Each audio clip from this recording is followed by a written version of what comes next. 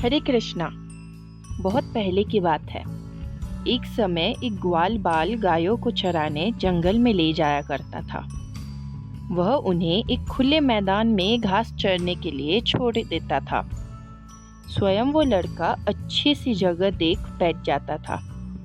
सारा दिन अकेले में भगवान से बातें करता रहता था। रोज उसने मन में अलग अलग विचार आते थे। एक दिन उसके मन में एक अनंत विचार आया कि जैसे मैंने गायों को छोड़ दिया और सभी घास खा रही है और मैं शांति से इस झाड़ के नीचे बैठा हूँ, ऐसे ही ईश्वर ने भी हमें इस संसार में छोड़ दिया है।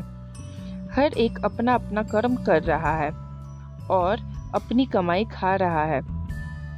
अब वह भी मेरी तरह शांति से कहीं बैठा ही होगा ना।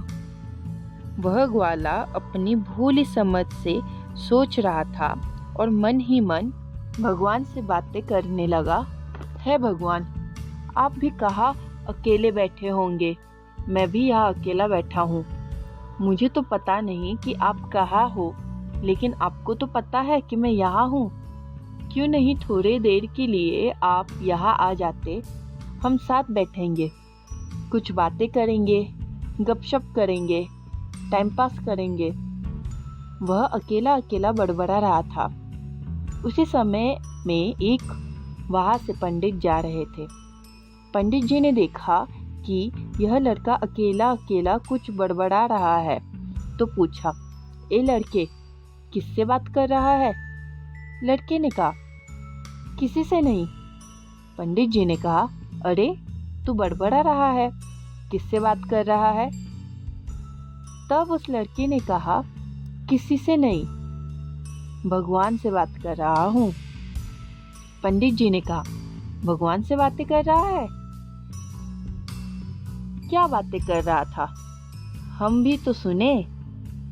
तो उसने अपने मन के भाव व्यक्त कर दिए कि भगवान से कह रहा था कि थोड़ी देर के लिए यहाँ आ जाए, मेरे साथ बैठे, बातें करेंगे, गपशप करेंगे।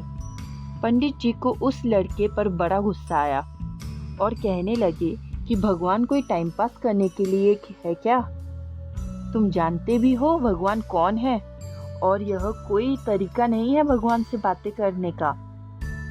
उस लड़के ने कहा, पंडित जी, मुझे तो ऐसा ही आता है, मैं तो रोज ऐसी ही बातें करता हूँ।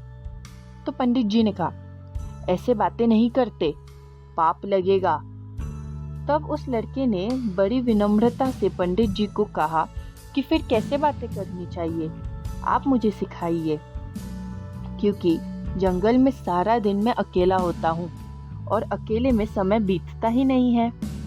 पंडित जी ने कहा, ठीक है, बैठो, मैं तुमको सिखाता हूँ। और संस्कृत का एक श्लोक पक्का कराना आरंभ कर दिया। उस बालक को संस्कृत नहीं आती थी। उस श्लोक का एक एक शब्द पक्का कराते कराते रटाते रटाते 2 घंटे लग गए। बच्चे की दिमाग अच्छा था, उसने सारा श्लोक रट लिया।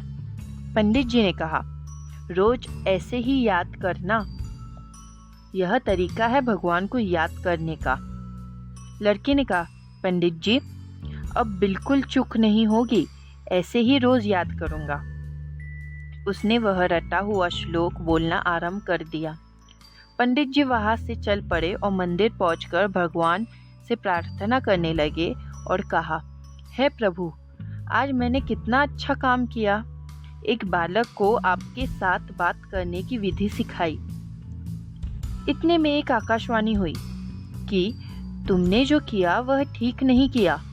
पंडित जी ने कहा, ठीक नहीं किया? क्यों प्रभु? तब उस आकाशवाणी से सुनाई दिया कि वह बच्चा रोज जंगल में आता है, कभी क्या बात करता है, कभी क्या, कभी तो ऐसी बातें करता है कि मुझे ही हंसी आ जाती है। मैं रोज उसका इंतजार करता था कि आज वह आकर मुझसे क्या बात करेगा।